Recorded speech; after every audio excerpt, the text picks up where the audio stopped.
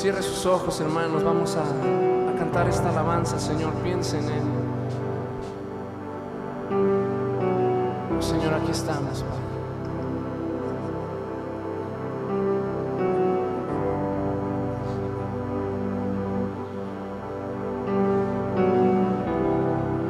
Muros rodeando esto, pensé que caerían, mas nunca me has fallado, Dios.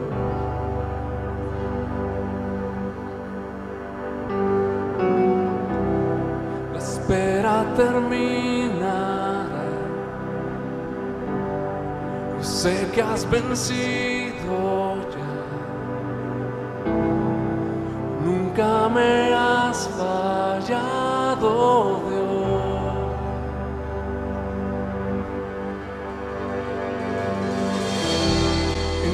Confiaré, tu promesa sigue en pie, tú eres fiel. Confiado andaré, en tus manos estaré, tú siempre has sido fiel. Siempre has sido fiel, Señor.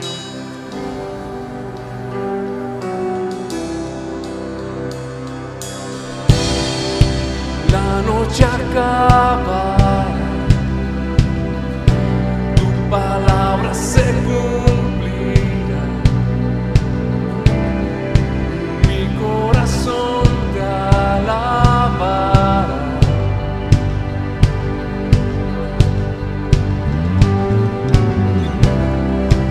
Cristo mi Salvador, cúbreme con tu amor, mi corazón te alabará.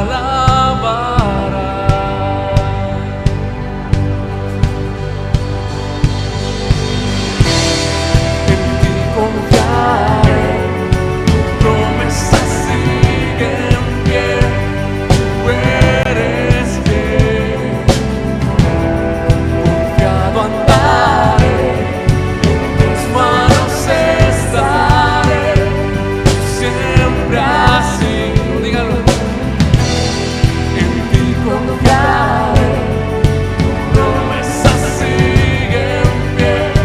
tú eres fiel.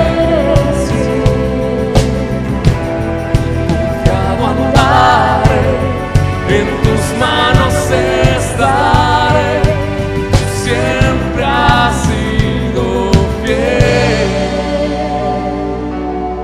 Oh Señor, tú has permanecido fiel, Señor.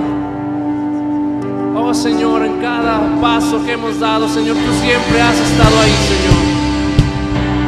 Sigue, Señor, rompiendo cadenas, Padre. Tú sigues sanando corazones, Señor. Oh, Señor, continúa haciendo tu obra en tu iglesia, Señor. Te alabamos, Padre.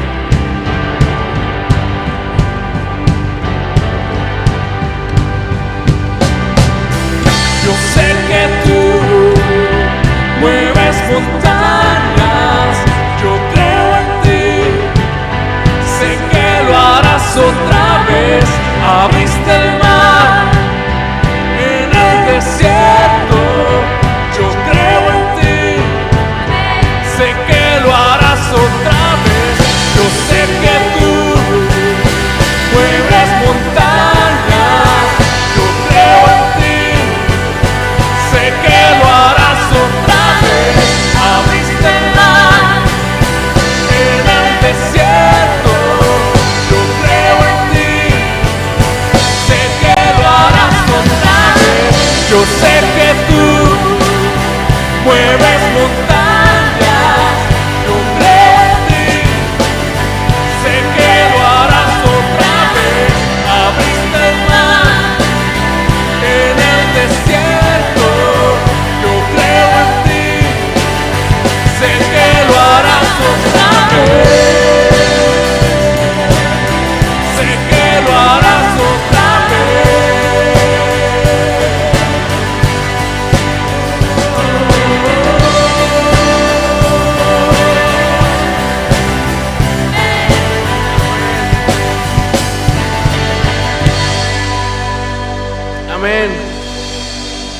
Él lo sigue haciendo, hermanos. Sigue permaneciendo fiel. Amén.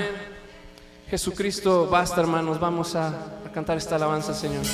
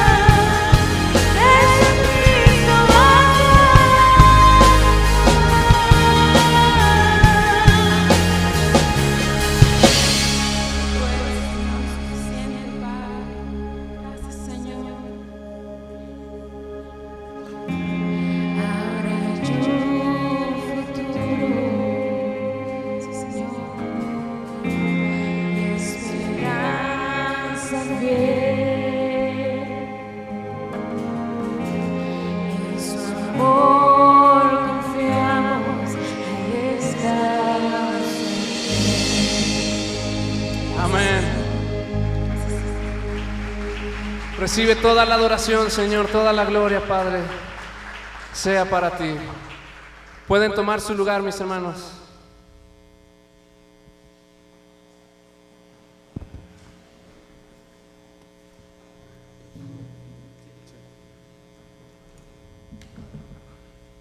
Amén. Bendiciones, hermanos. Qué bueno es alabar a nuestro bendito Señor. Amén. Muy bien, vamos ahora, hermanos, a tener un acto especial. Vamos a ser testigos de la presentación de un pequeño, para lo cual invito a mis hermanos, nuestro hermano José Luis Herrera Cruz y a nuestra Nancy Gutiérrez Arzola, quienes están hermanos de Dios y de la congregación, a presentar a su pequeño hijo Leonardo Herrera Gutiérrez. Amén. Invito también, hermanos, para esto a los testigos que participan con nuestros hermanos. Mi hermano pastor José Alfredo Moreno Betts, pásale por favor, y su esposa, nuestra hermana Santa Rentería. Hermanos, en las Sagradas Escrituras no se halla ni enseñanza ni ejemplos que autoricen el bautismo de niños. Según el Nuevo Testamento, el candidato al bautismo debe arrepentirse de sus pecados. Pedro les dijo: arrepentíos y bautícese cada uno de vosotros en el nombre de Jesucristo para perdón de sus pecados. Y 2, creer en Jesucristo. Felipe dijo: si crees de todo corazón, bien puedes. Y respondiendo dijo: creo que Jesucristo es el Hijo de Dios. Estas dos condiciones, hermanos, arrepentirse de sus pecados y creer en Jesucristo, no son condiciones posibles en aquellos que, así como el pequeño Leonardo, aún no han llegado al uso de la razón. Por otro lado, las Sagradas Escrituras nos enseñan que la presentación y la dedicación pública de los niños a Dios, hermanos, solicitando su bendición sobre ellos y su vida futura, fue y es una práctica admitida por la iglesia de todos los tiempos. Esto no es un bautismo, es una presentación del niño a Dios, una acción de gracias y de fe, una súplica de la bendición divina. Dice la palabra de Dios: oye Israel, Jehová nuestro Dios, Jehová uno es, y amarás a Jehová tu Dios de todo tu corazón y de toda tu alma y con todas tus fuerzas. Y estas palabras que te mando hoy estarán sobre tu corazón, y, aquí lo importante, las repetirás a tus hijos y hablarás de ellas estando en tu casa y andando por el camino y al acostarte y cuando te levantes, y las atarás como una señal en tu mano y estarán como frontales entre tus ojos, las escribirás en los postes de tu casa y en tus puertas. Entonces le fueron presentados unos niños para que pusiese las manos sobre ellos y orase. Los discípulos le reprendieron, pero Jesús dijo: dejad a los niños venir a mí y no se lo impidáis, porque de los tales es el reino de los cielos. Dios ordenó, hermanos, la familia como una institución divina desde los orígenes de la humanidad, y los hijos son la herencia que el Señor ha encomendado al cuidado de sus padres. Confesamos que sobre nuestras vidas y las vidas de nuestros hijos, Jesucristo es el Rey y Señor, y eso lo hacemos mediante este acto. La Santa Palabra nos ofrece el ejemplo de Ana, hermanos, donde presentó a su hijo Samuel, así como María fue a temprana edad de su hijo a dedicarlo al Señor. Mediante este acto, mis hermanos José Luis y Nancy reconocen su responsabilidad de enseñar y amonestar a esta criatura en el temor y la obediencia de la palabra de Dios. ¿Es así, hermanos? Desde su temprana edad. Quiero preguntarles unas cosas a mis hermanos, y si están de acuerdo, dicen, hermanos, amén. Sí lo hacemos. Hermanos José Luis Herrera, hermana Nancy Gutiérrez, ante la presencia de Dios y estos testigos, presentan a su hijo Leonardo para encomendarlo al Señor bajo su cuidado. Amén. Prometen, además de guiarle en todo el conocimiento del camino del Señor diariamente. Amén. Prometen instruirlo para que conozca a Cristo como su Señor y su Salvador personal. Amén. Muy bien. Vamos a darle un aplauso al Señor, hermanos. Este acto, hermanos, es importante delante de la presencia de Dios. El mismo Señor Jesús le fueron presentados niños y Él lo tomó muy en serio y oró por ellos y los bendijo. Así que es algo importante. Mis hermanos, hermano José Alfredo Moreno y nuestra hermana Santa, los testigos en este acto son un apoyo y un respaldo para nuestros hermanos. También ayudarán a recordarles estos compromisos que han hecho el día de hoy delante de ustedes, pero más importante, delante de nuestro Señor. Y si fuese necesario, hermanos, les exhortarán. Se comprometen también a orar frecuentemente por la bendición y el bienestar de este pequeño. Quiero preguntarles, hermanos testigos, ¿se comprometen a esto? Amén. Gloria a Dios, hermanos. Quiero hacer una oración por el niño, pero bueno, voy a bajarme un poquito porque no quiero cargarlo y luego se me cae, hermanos. Tendría que darle uno de repuesto y ya están muy grandes. Tengo varios, pero ya están un poco grandecitos.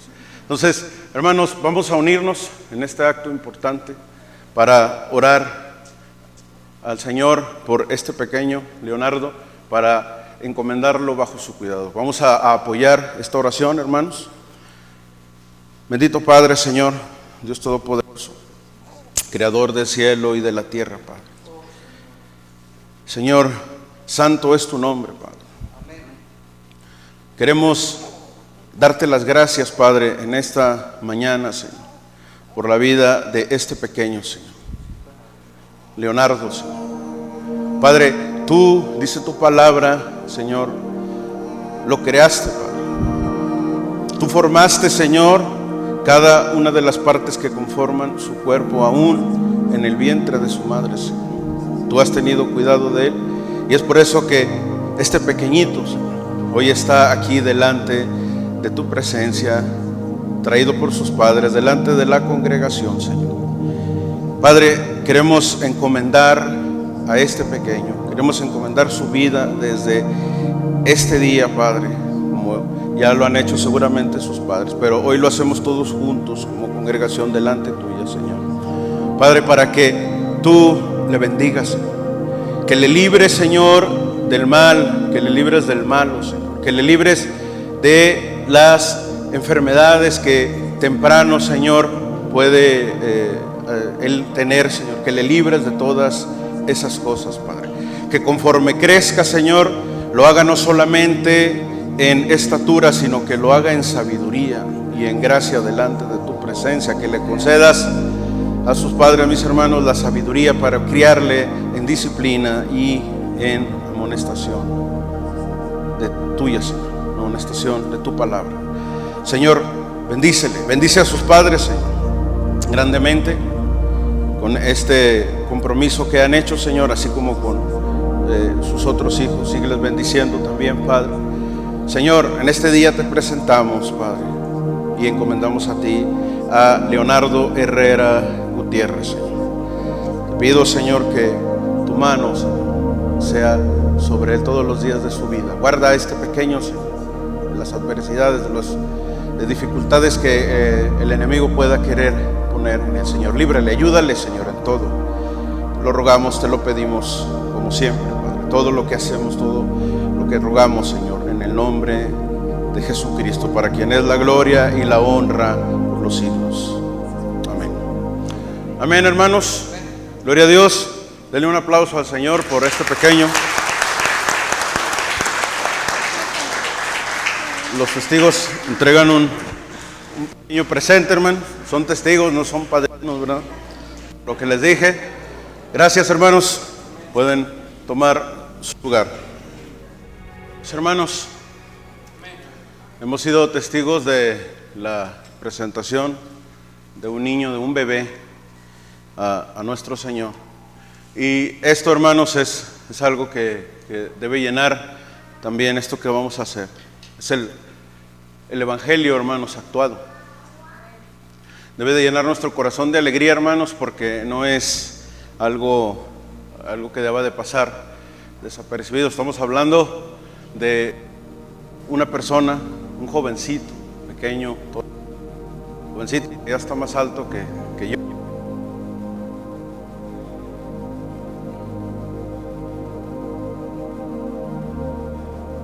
Leonardo, nos tocó por ahí cargarlo, ¿verdad? Hace alrededor de 13 años. Tuvimos la oportunidad de predicarle a su familia, a sus padres. Él hizo caso un poco más pronto, hermano, a su temprana edad. La semana pasada fuimos testigos de ello, de que el Señor Jesús, Salvador y su Señor, Él ya ha hecho su confesión de fe, y es por eso que ha decidido, hermanos, bajar a las aguas del bautismo a un nuevo hombre. Y eso es para gloria y alabanza al Señor. Miguel Alejandro Frausto Castillo, en base a tu confesión que has hecho, que has manifestado que deseas recibir a Jesucristo como tu Señor y Salvador, yo en este día, como siervo del Señor, en este día como siervo del Señor Jesucristo, Miguel, yo te bautizo a ti en el nombre del Padre, del Hijo y del Espíritu,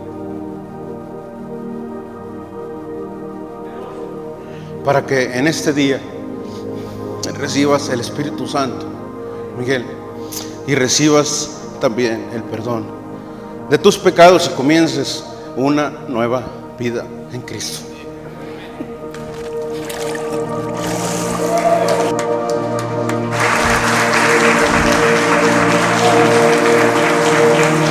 Gloria a Dios, hermanos.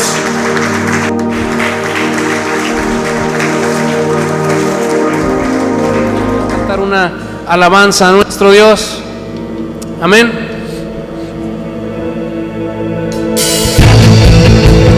Bueno, ayúdenos con sus palmas.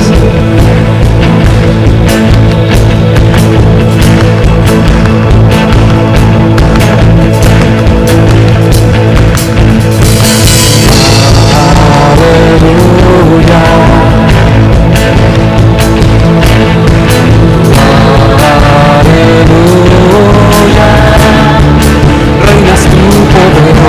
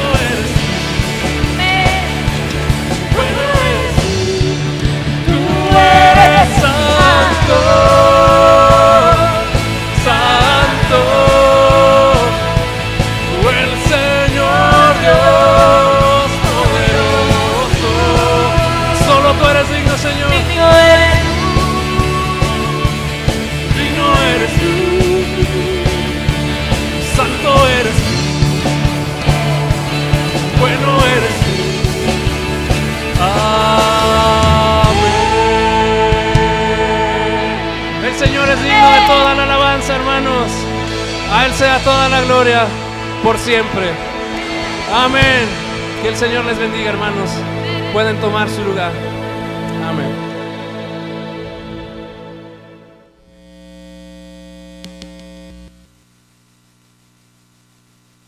Dios bendiga, hermanos, en esta mañana. Sinceramente me estoy gozando mucho con ustedes en este día y es de gran bendición el poder ver cómo a través de estos 7 años el Señor ha confirmado su obra en este lugar.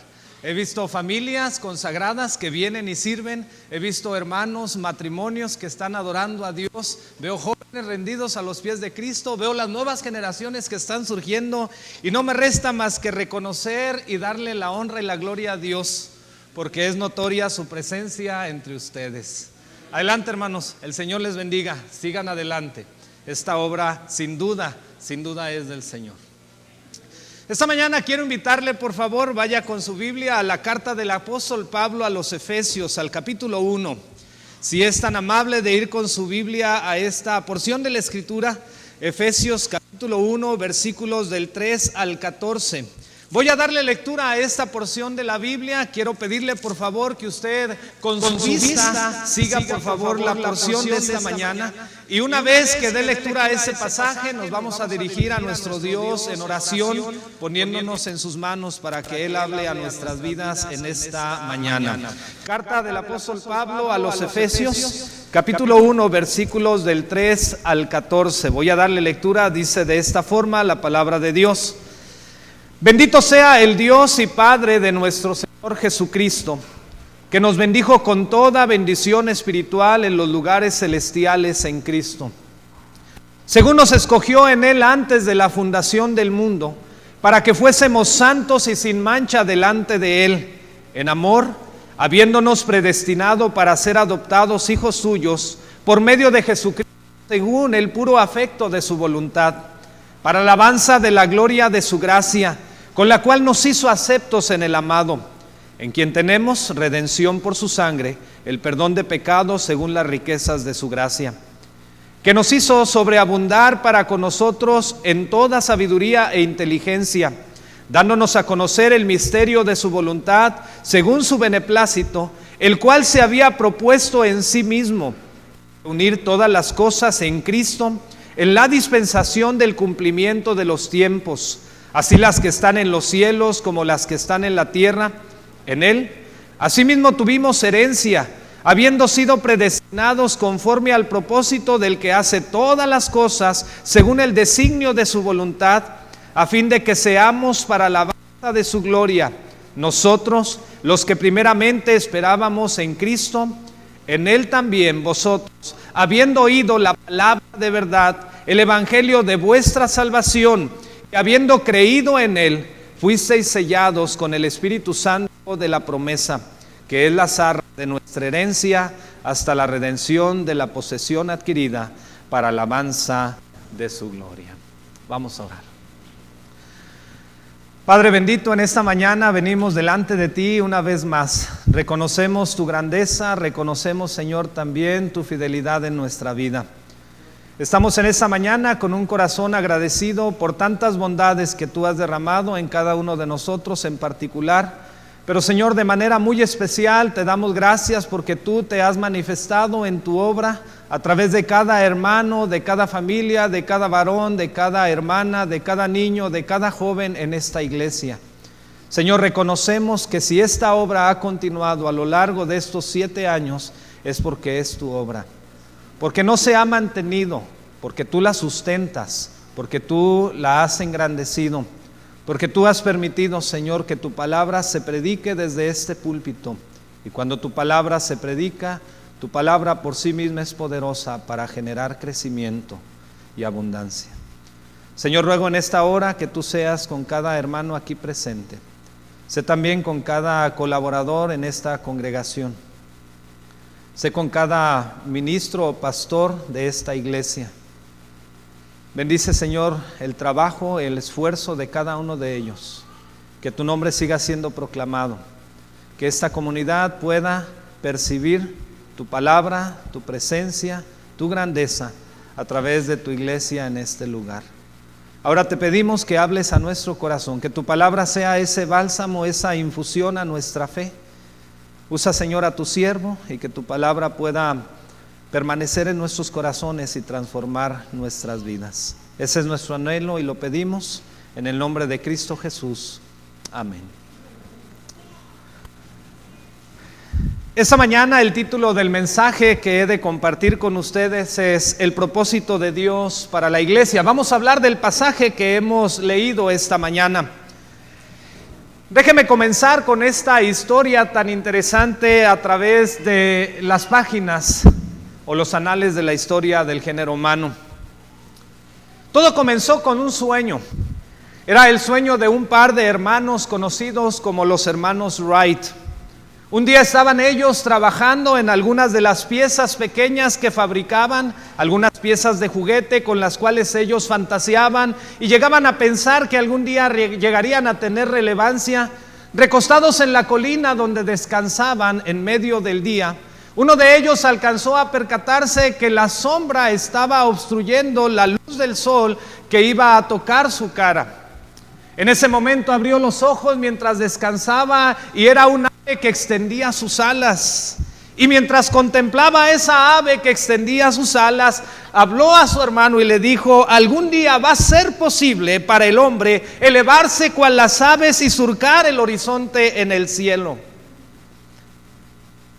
No pasó mucho tiempo, hermanos, cuando ese sueño se volvió realidad.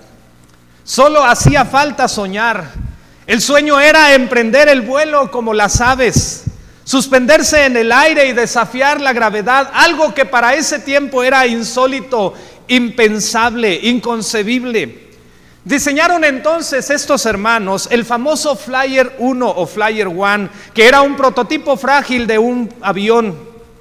Ese primer vuelo, hermanos, fue todo un éxito en su época. Déjeme decirle de qué se trató.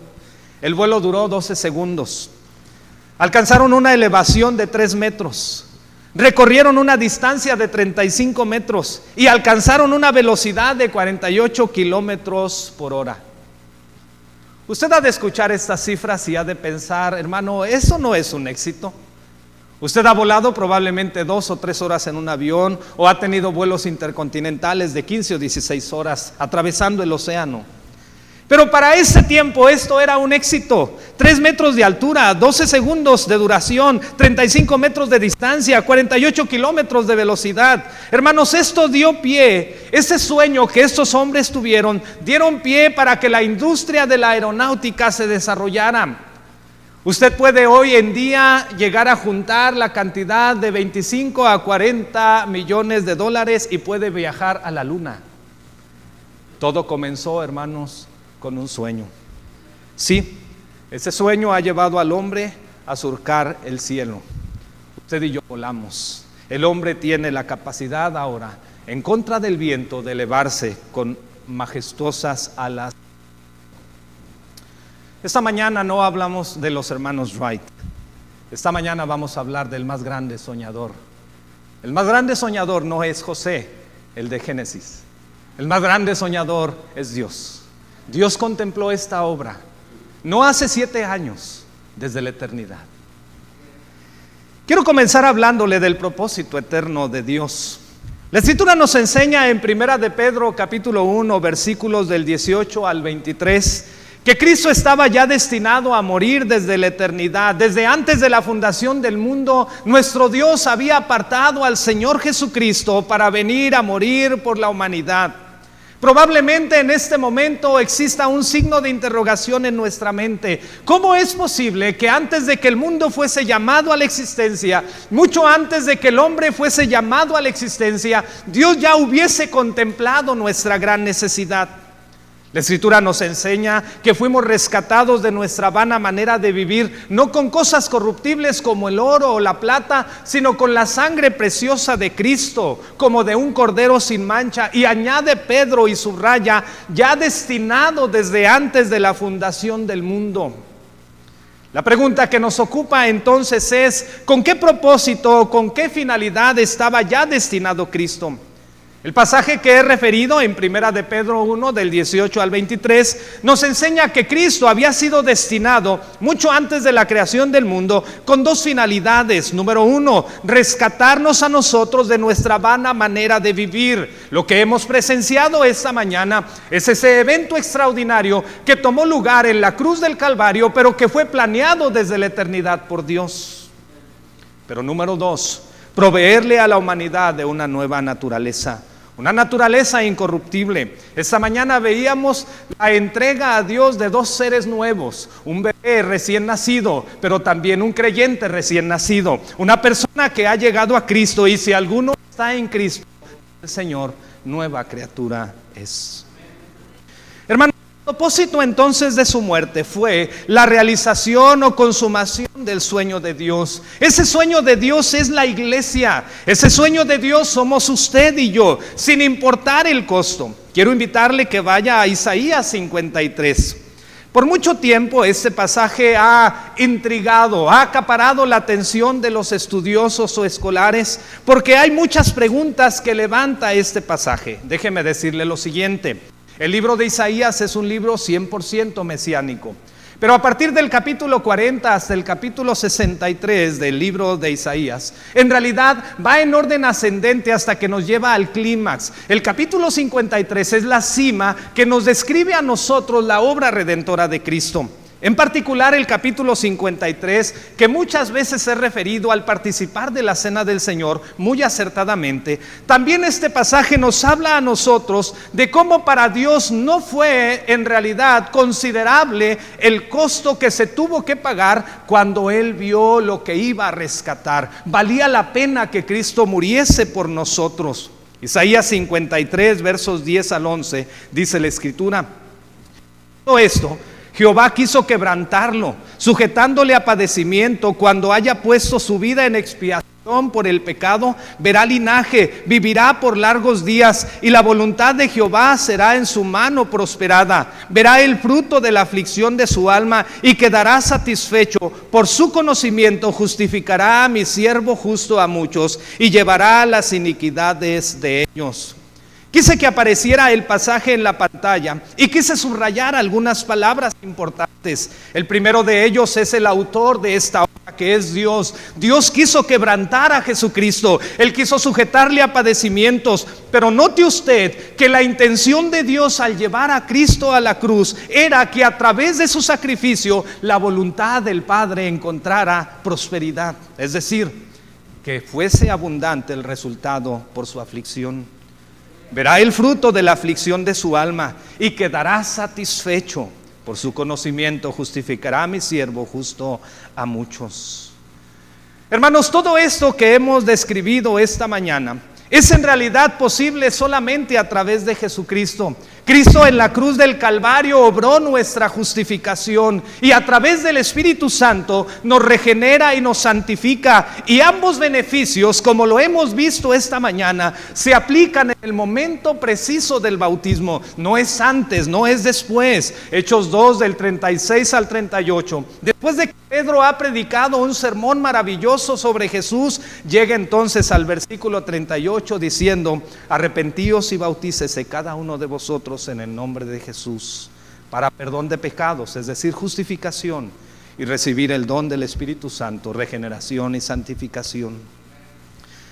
Este proceso, hermanos, da inicio a la realización del sueño de Dios concebido desde la eternidad. Es aquí donde la respuesta del hombre, al escuchar la palabra de Dios y actuar en respuesta en obediencia, pudo cristalizar el sueño de Dios. Dice el texto en Hechos capítulo 2, versículo 41, y los que recibieron su palabra fueron bautizados, y se añadieron aquel día como 3,000 personas. Ahora escuche muy bien lo que el pasaje dice.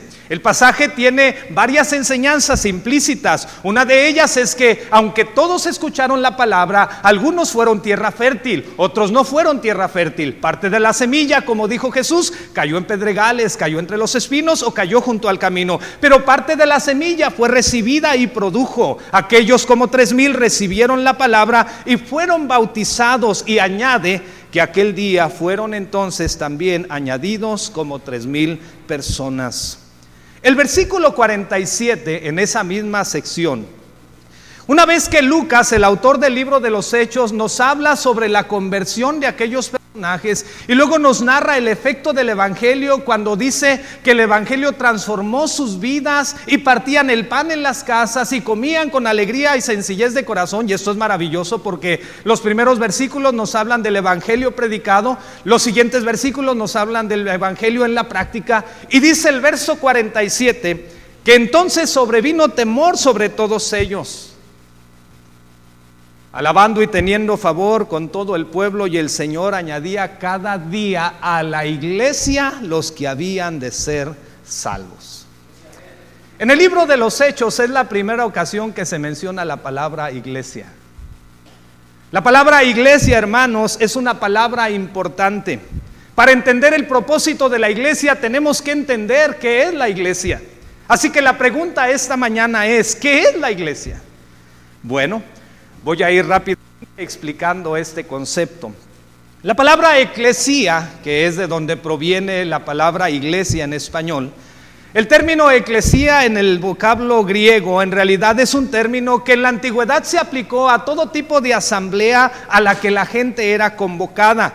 Muchas ocasiones eran asambleas con fines políticos, otras ocasiones asambleas con fines de diversión, otras ocasiones asambleas con fines religiosos. Pero en particular, en el libro de los Hechos, el término eclesía fue adquiriendo una connotación exclusiva para aquellos que habían sido redimidos por Cristo. La palabra eclesía está compuesta de dos raíces. La primera de ellas, kaleo, que significa llamar o convocar. La segunda de ellas, ek, que es fuera de. Por lo tanto, la palabra eclesía o iglesia implica una asamblea que ha sido convocada fuera de sus actividades para reunirse a un propósito específico. Ahora, ojo, muchos creyentes tienen la idea que el domingo somos iglesia, que dejamos el fútbol, la televisión, las novelas, la familia y somos convocados en un lugar como este. Pero déjeme aclararle que no, esto es parte de lo que es ser iglesia, pero usted y yo somos la iglesia. Hemos sido llamados del mundo para venir al reino de la luz. Hemos sido llamados de parte del Señor para venir entonces a tomar parte de un grupo selecto de hombres redimidos cuyo fin es alcanzar al mundo para Cristo. Es por eso que en el Nuevo Testamento se emplea esta palabra para referirse a una asamblea de creyentes. La eclesía, por lo tanto, somos usted y yo, personas que hemos sido llamadas fuera del mundo para ser distintos. En Primera de Pedro, capítulo 2, versos del 9 al 12, el apóstol Pedro dice: mas vosotros sois linaje escogido, real sacerdocio, nación santa, pueblo adquirido por Dios. ¿Para qué, hermanos? Para que anunciéis las virtudes de aquel que os llamó, eclesía, de las tinieblas a su luz admirable. Le tengo una buena noticia. Nosotros somos la iglesia. Y si nosotros somos la iglesia y estamos aquí para hablar del propósito de la iglesia, entonces le tengo otra buena noticia. Estamos aquí para hablar del propósito de Dios para usted y para mí. El propósito de Dios para su iglesia, aquellos que hemos sido llamados fuera con un propósito. El propósito de Dios para la iglesia. ¿Cuál es el propósito de Dios para la iglesia? Cuando nosotros realizamos alguna tarea, siempre es fundamental entender los porqués. ¿Recuerda cuando sus hijos llegaron a esa edad entre los 3 y 5 años, donde no paraban todo el día de preguntar ¿y por qué? ¿y por qué? ¿y por qué? Y usted le explicaba y parecía que lo entendían. 2 segundos después le preguntan ¿y por qué? Y usted le contesta y le dice ¿y por qué preguntas? Y el niño vuelve a preguntar ¿y por qué? El propósito de Dios para la iglesia es fundamental que sea comprendido en nuestra mente. Una comprensión clara del propósito de Dios para la iglesia es imprescindible, hermanos, para poder perpetuar la salud de la iglesia en este lugar y en todas partes donde es reunida. Porque la iglesia debe hacerse esta pregunta que es muy importante respecto a su existencia. ¿Cuál es el propósito número 1 de Dios para la iglesia? Si usted esta mañana está reunido en este lugar o ha sido bautizado pero no han entendido el por qué, entonces hay un problema. Usted va como un barco a la deriva. Usted está en alta mar pero no sabe a dónde se dirige, no sabe de dónde viene, ni sabe a dónde va, ni sabe quién va con usted. Debemos entender cuál es el propósito por el cual Dios nos ha llamado. Dios no nos llamó solamente para cantar, solamente para alabar, solamente para ofrendar, solamente para acomodar sillas. Usted es parte de un proyecto eterno, no solo porque comenzó en la eternidad, sino porque tiene un fin eterno y sublime, el más alto, debo de decir. La respuesta a esta importante pregunta nos va a proveer a nosotros directrices correctas que nos van a permitir entender cuál es el funcionamiento óptimo de la iglesia y bíblico de la iglesia, y de esa forma vamos a comprender la razón de nuestra existencia. Así que imaginemos en el escenario del universo el planeta Tierra y tratemos de entender el plan perfecto de Dios. Trate de ubicar en este globo terráqueo donde se encuentra la iglesia, el Lerdo. Y trate de hacerse esta pregunta: ¿para qué estamos aquí? Eche a andar su mente y trate de contestar esa pregunta: ¿para qué estoy aquí? ¿Por qué los hermanos líderes, cuando tienen la oportunidad, me invitan, me toman en cuenta para participar? ¿Por qué me veo motivado con mi familia para asistir y acudir? ¿Cuál es la razón? Bueno, el pasaje que hemos leído en Efesios capítulo 1, versos del 3 al 14, nos presenta a nosotros los 3 propósitos de Dios para la iglesia. Esta mañana voy a hablar de ello. El día de ayer que hablábamos del matrimonio, traté de alinear los pensamientos del día de ayer con lo que iba a compartir también el día de hoy, para poder entender que el propósito de Dios es inmutable, este no cambia. Y si Él es el mismo Dios que fundó la familia y el matrimonio, y es el mismo Dios que a través de la familia estableció a la iglesia, entonces es el mismo Dios que tiene para nosotros el mismo propósito. Número 1. La Escritura nos enseña que la iglesia fue creada para la glorificación de Dios. Quiero definir el término glorificación y quiero que note cómo esta idea o concepto aparece en Efesios desde el capítulo 1, verso 1 al 14.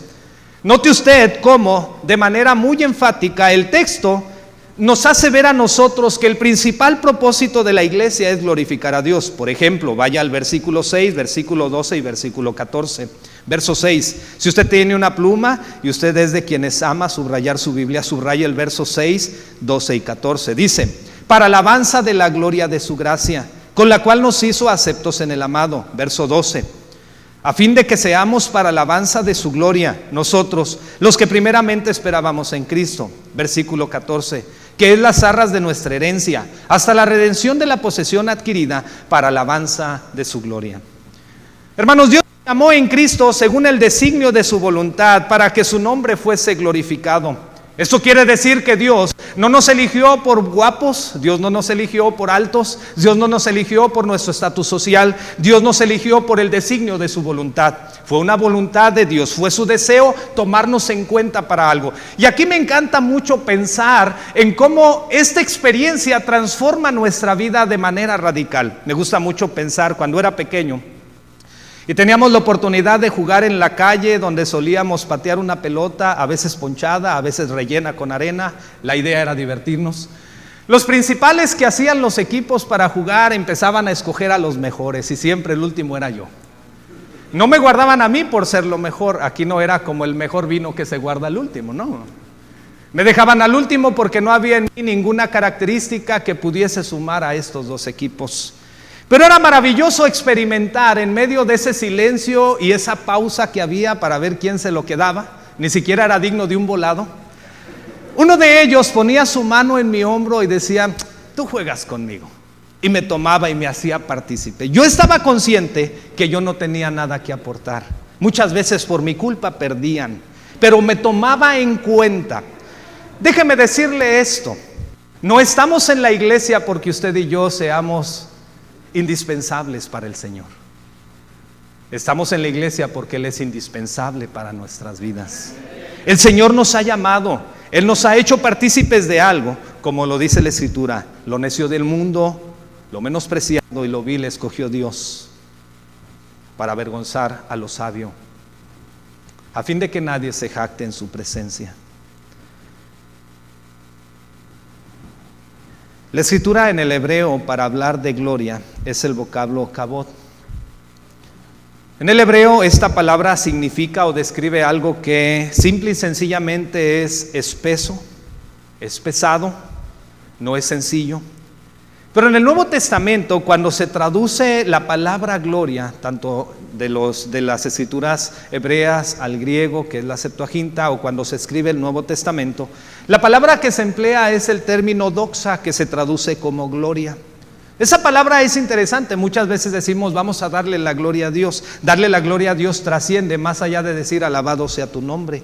La palabra doxa, gloria, en realidad significa opinión.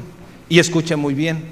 En algunos pasajes de la Escritura significa honrar, dar honor, reputación, dedicar o referir excelencia respecto a. Y literalmente esta palabra significa ensanchar la opinión respecto a una persona.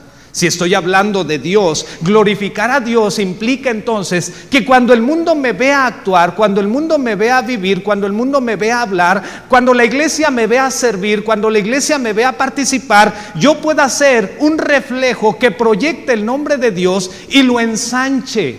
Es decir, que la gente tenga una percepción de Dios mayor. Es aquí, hermanos, donde nosotros tomamos parte muy importante como iglesia. La iglesia, así como todo lo creado, debe cumplir con su primordial propósito. Las aves cantan a Dios. Las bestias que Dios creó le adoran. La flora, la fauna, los mares, las montañas, el viento. Déjeme decirle que la iglesia no es la excepción. En Isaías 43, versos 6 al 11, el escritor de este libro, que es el profeta Isaías, él refiere precisamente esta verdad trascendente. Isaías 43, versículos 6 al 11, dice así, escuche con mucha atención. Isaías 43, 6 al 11, dirá al norte de acá y al sur, no te detengas, trae de lejos mis hijos y mis hijas de los confines de la tierra. Todos los llamados de mi nombre, para gloria mía los he creado, los formé y los hice. ¿Para qué, hermanos? Para gloria mía, dice el Señor, los formé y los hice. Sacad al pueblo ciego que tiene ojos y a los sordos que tienen oídos. Congréguense aún a todas las naciones y júntense todos los pueblos. ¿Quién de ellos hay que nos dé nuevas de esto y que nos haga oír las cosas primeras? Presenten sus testigos y justifíquense y oigan y digan, verdad es. Vosotros sois mis testigos, dice Jehová, y mi siervo que yo escogí, para que me conozcáis y creáis y entendáis que yo mismo soy. Antes de mí no fue formado Dios, ni lo será después de mí. Yo Jehová, y fuera de mí no hay quien salve. Fuimos creados para honrar a Dios, fuimos creados para darle gloria. Fuera de Él no hay Dios, Él es el único digno de nuestra gloria y honra. Hermanos, la iglesia fue creada para darle gloria a Dios. Número 2, el segundo propósito de la iglesia, de acuerdo a Efesios capítulo 1, es la evangelización. La evangelización del hombre es un propósito fundamental en la iglesia. El apóstol Pablo enfatiza en este pasaje que la razón del evangelio en realidad es la redención de la humanidad. Hemos mencionado que Cristo fue enviado de parte del Padre a la tierra. Y en Cristo Jesús, Dios nos llamó para que fuésemos santos y sin mancha. Versículo 4 y 7, así como el 13 de Efesios 1 dice, versículo 4 así. Según nos escogió en Él antes de la fundación del mundo, para que fuésemos santos y sin mancha delante de Él. Note bien, aun aunque el Señor sabía y había contemplado Él en su presencia que el hombre iba a pecar, Dios nos escogió y nos llamó. ¿Con qué finalidad? Verso 4 nos dice que Él nos llamó para que fuésemos santos y sin mancha delante de Él. Algo que no sería posible a no ser por el sacrificio de Cristo. Pero sigue el pasaje diciendo, verso 7, en quien tenemos redención por su sangre, el perdón de pecados según las riquezas de su gracia. Y luego añade en el versículo 13 de la misma forma así, en Él, Jesús, también vosotros, habiendo oído la palabra de verdad del evangelio de vuestra salvación y habiendo creído en Él, fuisteis sellados con el Espíritu Santo de la promesa. Esta mañana, el joven que descendió a las aguas del bautismo no solamente recibió justificación, no solamente el Espíritu Santo comenzó la labor de regeneración, él también recibió la garantía de la vida eterna a través de las arras del Espíritu Santo. Ahora, la iglesia, hermanos, es ambos. La iglesia es el producto del propósito de Dios, pero a la vez la iglesia, al igual que el matrimonio, decíamos ayer, la iglesia no es el fin, la iglesia es un medio para un fin. Somos el medio para alcanzar al mundo. Dios quiere que el mundo sea redimido, Dios quiere que el mundo sea salvo por Él. El apóstol Pedro en una de sus cartas dice que el Señor no retarda su promesa, según algunos la tienen por tardanza, sino que es paciente para con todos, no queriendo que ninguno perezca, sino que ¿quiénes, hermanos? Todos procedan al arrepentimiento. Dios no es egoísta. Dios no espera que solamente los cristianos del tiempo presente vayan a su presencia. Él quiere que todo el mundo sea salvo. Ese fue el móvil por el cual Cristo vino al mundo. Pero para ello, hermanos, Dios no ha equipado a su pueblo con el fin de que nosotros busquemos nuestra voluntad. Dios nos ha equipado a nosotros para cumplir su objetivo. Él anhela que usted y yo busquemos alcanzar a la humanidad, que podamos ser el medio, el canal que Él use para redimir y santificar a los hombres. Eso me hizo pensar entonces a lo que le he llamado el propósito operacional de la iglesia. Una cosa es el propósito conceptual, lo que se nos ha enseñado, lo que se nos ha dicho. Pero la iglesia no solamente debe de tener definido en su mente un propósito conceptual. La iglesia debe de trasladar ese propósito conceptual a un propósito operacional, pasar de las palabras y conceptos abstractos a las acciones.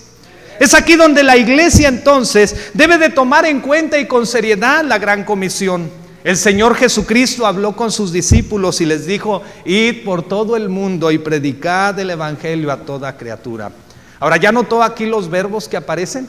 Este pasaje es interesante porque tiene 4 imperativos, pero también porque 4 veces se menciona la palabra todos. Si usted subraya los imperativos, es id, bautizad, enseñar y hacer discípulos. El imperativo central, porque usted no puede enseñar, ni puede bautizar, ni puede ir, si usted no hace discípulos. El imperativo central aquí es hacer discípulos a través del evangelio. Y entonces podremos administrar el bautismo y las enseñanzas de Jesús sin escatimar los costos. Hay una razón, hermanos. El pecado es el mayor opositor del sueño de Dios. Quiero preguntarle, ¿tiene usted sueños? No estoy preguntando que si tiene sueño, a lo mejor algunos tienen sueño, aunque ya a esta hora no debería de ser. Pero ¿tiene usted sueños? Hermana ama de casa, usted joven que está esta mañana con nosotros, ¿tiene sueños? Usted, hermano varón, ¿tiene sueños? ¿Ha contemplado en alguna ocasión con su familia lo que anhela para su familia, para su futuro, para sus hijos? ¿Qué hace por esos sueños? Esos sueños son los que cada mañana le levantan para esforzarse. Esos sueños es lo que le hace cada día a usted rendir un extra para poder alcanzarlos. Bueno, déjeme decirle que todos nos frustramos cuando encontramos obstáculos, ¿verdad? ¿Sabe que el sueño de Dios también tiene obstáculos? El obstáculo mayor del sueño de Dios se llama pecado. El pecado es el mayor opositor del sueño divino. Déjeme darle a usted 6 razones. ¿Por qué el pecado es el mayor opositor del sueño de Dios? El pecado, hermanos, atenta contra la persona y naturaleza divina, se opone a los parámetros de Dios y su naturaleza. El pecado frena y estorba los planes perfectos de Dios. El pecado manifiesta y exhibe la bajeza más ruin del hombre. ¿Ha pensado en el hombre alcohólico o en el hombre bajo los efectos de las drogas? Ese ser creado a la imagen y semejanza de Dios se comporta como un ser irracional. ¿Ha pensado también que el pecado altera e inflama el orden social y el orden divino? ¿Ha considerado que el pecado nos despoja de las buenas virtudes y nos hace esclavos? Todo aquel que comete pecado, esclavos del pecado. ¿Ha considerado que el pecado nos conduce a la condenación eterna? Hermanos, hay muchas almas que están muriendo allá afuera sin Cristo. Y la iglesia necesita asumir aquí este concepto operacional del evangelio. John Stott, el famoso pastor anglicano, escribió lo siguiente. En su comentario de Efesios, en el capítulo 2, dice él: la salvación del hombre glorifica, exalta y proclama la gracia de Dios. cuando sin merecerlo nos otorgó el perdón, y mediante ese perdón pasamos de muerte a vida, de ser hijos de ira a ser hijos de Dios. La mejor forma de cumplir con el primer propósito, la mejor forma de glorificar a Dios es llenando el mundo del Evangelio. Hay un libro que, si usted tiene la oportunidad de gastar 200 pesos, se lo recomiendo. Ese libro se titula Tómele el pulso a su iglesia. Los autores Tim Koster y John Wagenville escriben lo siguiente en este libro, que habla de 10 principios fundamentales en la iglesia, y quise plasmarlo aquí esta mañana. Note lo que dice. No olvidemos, hermanos, que somos parte de un propósito. Dice en este libro, estos hombres en el prefacio: Dios ha escogido a la iglesia para cambiar el mundo. ¿Amén? Sí, hermanos, Dios nos ha escogido para cambiar el mundo. A través de la iglesia, Él modela una visión de lo que puede ser la vida bajo el señorío de Cristo. Nuestros esfuerzos humanos, guiados por el Espíritu Santo, solo tendrán sentido o significado cuando reconozcamos a Dios como el principal agente de la misión y que el Evangelio es para el bien del mundo. Solo entonces nuestros esfuerzos darán vida al propósito eterno de Dios. Número 3, y con esto cierro: edificación. La iglesia fue creada para glorificar. La iglesia fue creada para el evangelismo. La iglesia fue creada para edificar. Hermanos, la motivación y la edificación de la iglesia son un punto en realidad imprescindible. La iglesia es el medio provisto por Dios para desarrollar virtudes. El pasaje habla que Dios nos llamó para participar de las bendiciones celestiales en Cristo Jesús, y hemos sido llamados para llevar a cabo las buenas obras. En la carta a los Hebreos, en el capítulo 10, verso 23 al 27, un pasaje que no muchos cristianos anhelan se predique sobre ello, el escritor de esa carta refiere algo muy importante. En particular, habla de cómo debemos nosotros mantenernos firmes y sin fluctuar en relación a la profesión de nuestra esperanza, porque fiel es el que prometió. Y añade, por esto no nos gusta, no dejando de congregarse como algunos tienen por costumbre, tanto más cuanto veis que aquel día se acerca. Y luego refiere que debemos estimularnos al amor y a las buenas obras. Déjeme darle un consejo. Cuando un hermano en la iglesia le diga: hermano, lo extrañamos el domingo. Cuando alguien le diga: hermano, venga a las reuniones de la iglesia, no se ofenda. Yo estoy seguro que no es la intención ver este lugar lleno, sino que proviene de la genuina preocupación e interés de que usted desarrolle buenas virtudes. Usted no va a encontrar en algún antro, no va a encontrar en algún club social, no va a encontrar en algún gimnasio lo que solo en la iglesia va a encontrar: buenas virtudes. Estimularnos al amor y a las buenas obras es porque en realidad la iglesia es el campo fértil donde podemos desarrollar esas virtudes. Piense usted que es padre, ¿dónde quiere ver a sus hijos desarrollar sus talentos? ¿Dónde quiere ver a sus hijos sembrar todo el potencial que Dios le ha dado y luego cosecharlo para su gloria? Hermanos, la iglesia provee el entorno propicio para potencializar nuestras habilidades. Es también la iglesia la que nos ayuda a estimularnos al amor y a las buenas obras. En Hechos capítulo 2, verso 43 al 47, los primeros cristianos convertidos con la predicación de Pedro comenzaron entonces a descubrir entre ellos habilidades y oportunidades para servir. Esa misma fotografía aparece en el capítulo 4, verso 32 al 37. Pero luego en el capítulo 6, la Escritura nos enseña que la iglesia fue convocada por los apóstoles, detectaron una necesidad y entonces la iglesia asumió la responsabilidad, eligieron a 7 varones de buen testimonio, llenos del Espíritu Santo y de sabiduría, y desarrollaron entonces ministerios. Es a través, hermanos, de la iglesia que podemos maximizar nuestros limitados recursos. Debemos de recordar que es en Él, es por Él y para Él que existimos. En Efesios 4, del 10 al 16, Pablo refiere que el cuerpo de Cristo es edificado cuando cada uno con sus propias actividades va entonces edificando el cuerpo de Cristo. A esto se le llama agentes de gracia. Quiero que piense en esto. Los agentes de gracia son los medios que Dios ha dejado para que la iglesia se desarrolle. ¿Qué sucede cuando usted no usa un brazo? Ese brazo se atrofia, es flácido, no tiene fuerza. Dios ha provisto todos los medios para que cada uno de los miembros de la iglesia se emplee, se use. Por ejemplo, un agente directo es el Espíritu Santo. Cada uno de nosotros tenemos al Espíritu de Dios que nos ayuda en la regeneración y nos capacita. Otro agente directo es la palabra de Dios, que cuando la escuchamos nos impulsa, nos motiva, nos alienta, nos fortalece, nos insta, nos confronta. Pero existen también agentes indirectos a los que muchas veces no hacemos caso. Uno de esos agentes indirectos es la iglesia. No se ofenda por lo que voy a decir. Usted necesita de la iglesia y la iglesia necesita de usted. Un cristiano que está fuera de la reunión de los santos va a quedar flácido. Va a ofrendar en otro lugar su potencial, sus recursos, sus talentos, en vez de traerlos a Dios. Pero Dios también usa las circunstancias para desarrollar nuestro potencial.